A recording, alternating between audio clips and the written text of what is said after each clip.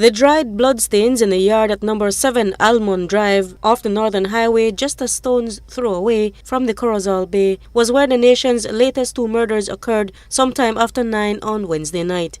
The victims, 35-year-old Clary Ferdersdorf and her daughter, 18-year-old Shani Ferdersdorf, were at their home here on the compound of the Paradise Bay Villas when tragedy struck. Krishna Renault was staying at the hotel where the double murders occurred, and he saw the murderers escape. Renault was also the person who alerted the police. He told us that he was petrified at what was unfolding before his eyes. We were thinking, what if they had seen us and decided to come after us too? I've been staying here off and on for a couple of years now while working at BTL.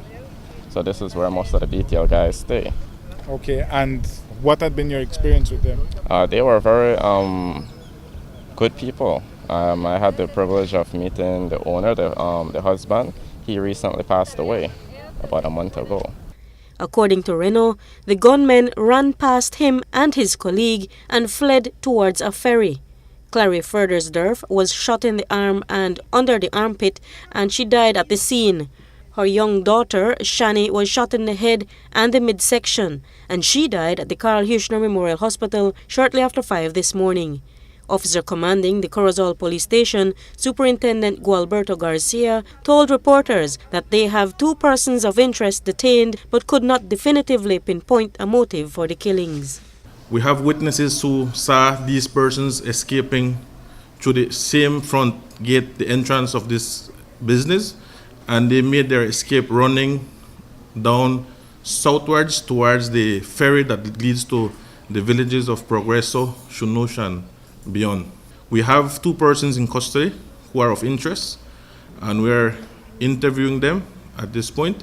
But at this point, I cannot assure you that we have anybody as such that can definitely say is really involved in this incident. One of them is from Orange Town, and another one is from Billy City, a minor.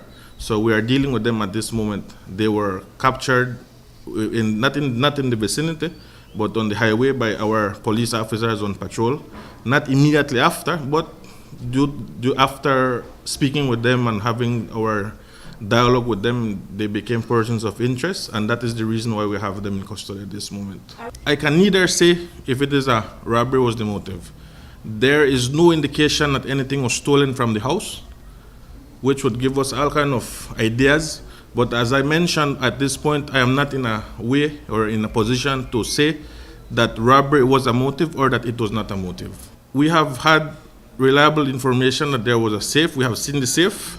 At this moment, we have spoken to the caretaker of the business, and he has accepted that himself and the boyfriend of the young girl, Shani, they were the ones who pried open the safe for them to get whatever monies they could get for them to try and get her out of Carl Huchner, so that to see if there was any chances for her to survive by transferring her to another institution. A relative of the mother and daughter told us that she could not believe that her niece, who had just graduated from high school less than a month ago, was murdered. My niece had just graduated from 4th form and was going to go to 6th form, and they didn't have any problems with anyone. Superintendent Garcia says there are also no signs of forced entry into the building. The mother and daughter did not have any known problems with anyone. Well, we do not have any intelligence as to them having any problem. This young girl, she just came off from our list as a member of our youth cadet corps.